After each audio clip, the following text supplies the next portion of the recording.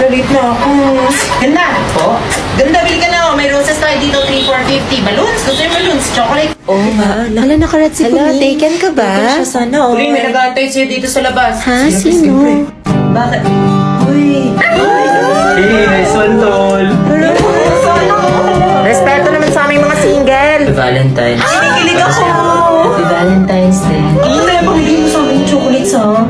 Sana all marriage booth. Kuya, yan. Honeymoon na agad. Kuya, siya lang nagbayad niyan. It's another confession to Nicole Flores Puda. Ikaw daw. Hi, Nicole. Grade 7 pa lang crush na kita. Kaso nahihiya ako sa'yo. Hindi ka malulot na pinasok sa ref, pero ba't ako tinigas? Hala.